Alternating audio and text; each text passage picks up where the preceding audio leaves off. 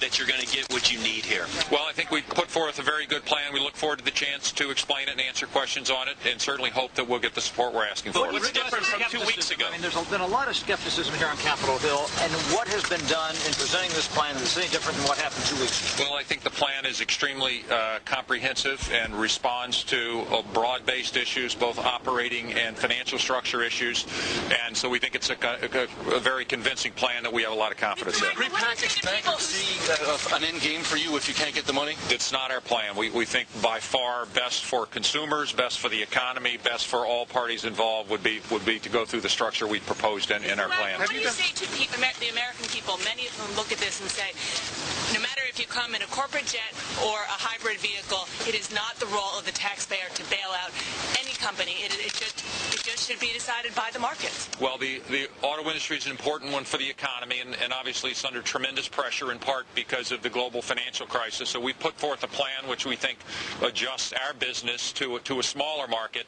But I think it's very important for the U.S. to have a home team in this global auto industry. We're going to be changing technologies like the one you see here, and it would be a shame for the U.S. to fall out of that race because basically the technology development is almost all cases done in the market where the company is domiciled. And so I think having a company like GM, which has tremendous technical depth, is going to be very important. Huge job creation opportunities. Goes really across the entire country. So we're sorry to be asking for this support. We wish the market conditions were better. They're not. So this is what we need to do. Rick, can you survive at these low sales level, 10 million annual rate, even if you get aid? Can you survive these low sales levels? Yes. I mean, our plan has been built on, we were asked in the letter from the Speaker and the Senate Majority Leader to come back with a plan that not only considered what we thought was a reasonable industry, but a smaller one, and we took a pretty conservative set of assumptions and showed with the funding that we asked that we could make it through. So yes. Survive at the 10 million. Okay, there you have it. That was about an hour and 15 minutes ago, and right now they're in front of the Senate Banking Committee taking questions. If you all recall, about 2 weeks ago, they were up on Capitol Hill and they were asking for $25 billion.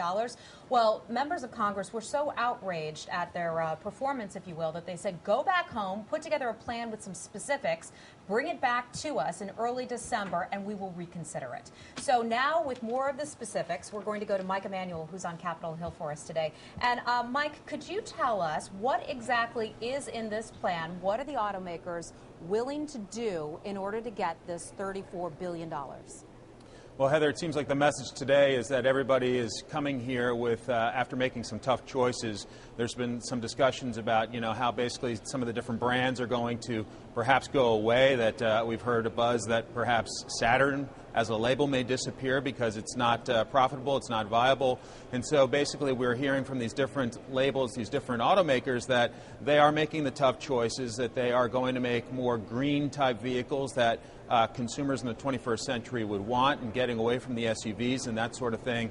And they also are coming here after the United Auto Workers made some concessions as well, basically giving back some of what is contractually theirs. And so the message seems to be that we're a lot more serious than we were several weeks ago. We have come with a more business-like plan. GM is basically saying we need $4 billion pretty darn quickly, and they're asking for about $18 billion of that overall $34 billion package.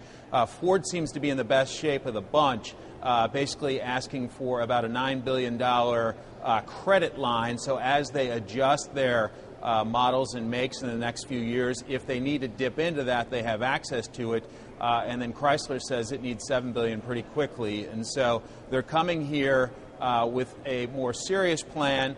They've also taken a few public relations lessons in terms of coming here in hybrid cars rather than fancy corporate jets. And so they seem to be a little bit more humble. Already we've heard from Senator Chris Dodd basically saying that he thinks the automakers have made a more compelling argument than the financial firms did. And he said if it were just a matter of the automakers struggling in a global competition, he would let them fail. But he feels like that would be playing Russian roulette with the American economy. And so Chris Dodd, the chairman of the Senate Banking Committee, has already signaled that he is on board with helping out the automakers. But the politics are very interesting on this, because already we are hearing that a lot of House lawmakers are getting hammered by constituents saying we're tired of countless blank checks to bail out all kinds of different industries. And so it sounds like from this point what we're hearing that the House is saying they're not going to have the votes. We will see after testimony today in front of the Senate and then tomorrow in front of the House whether some of those votes change. Be a really interesting scenario. If they don't have the votes in the House, this could end up looking something like the bailout plan when that failed as a result of the House. Then where do they go? They have to reconfigure their plans once again, so we may be waiting quite some time before we know the end result. Well, you're right, and the politics of this whole thing are fascinating because, you know, the White House is basically signaling that Dana Perino said this morning that, okay, the Democratic leaders asked the automakers to come back to Washington. We understand it's a very serious scenario. Let's give them the opportunity to testify before we judge what they are asking for. So the White House is signaling perhaps a little bit of openness to some kind of plan going through. The president-elect yesterday basically said at his news conference in Chicago that he felt like they were more serious now. They were coming back with a more serious plan, that they were, serious about viability, long-term viability, and not just pouring tax dollars down the drain. But then you hear that a lot of these House lawmakers are getting hammered by their constituents who are sick of the bailouts of different industries. And so it'll be interesting to see, how America feels after hearing testimony from these guys both today and tomorrow. Let me ask you about those concessions on the part of the United Auto Workers. What exactly are those concessions, and is it enough on their part to help turn these companies around financially?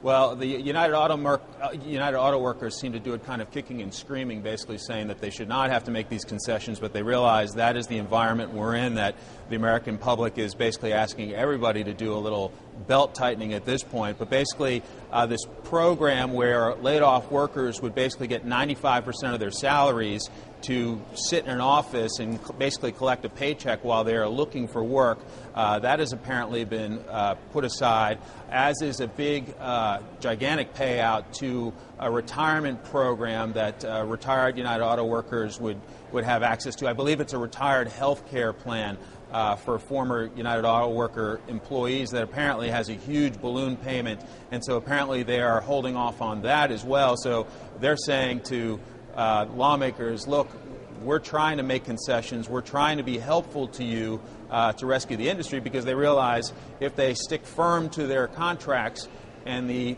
automakers go out of business, well, they're not getting any money. So it sounds like they are giving up some money, kicking and screaming. Whether it's enough, we'll hear as the testimony plays out both today and tomorrow. All right, Mike Emanuel joining us live from the Capitol. Thank you so much, Mike. Thanks, Heather. We always get in a lot of emails from people who watch the Strategy Room, and they've not been fans of all the different bailout programs and the government reaching out its hand to help. Let me just read a couple, and then I would like to get your reaction on what you hear in terms of polling, what Americans are saying to you. But here are what some people are writing in. James Halbert writes in from Colorado. I'm against the auto bailout of the industry. They should go through Chapter 11 and use a system that is already established. Jim Bell from New Orleans writes in, y'all are talking socialism. Since when does a government and a free enterprise system get involved in big business? And Toby in Virginia writes, those UAW workers make more money than the average bank worker. The executives probably make about the same. That ad is misleading. That was the ad that I held up earlier from today's New York Times saying we're not the banking industry. We need a bailout. They essentially don't.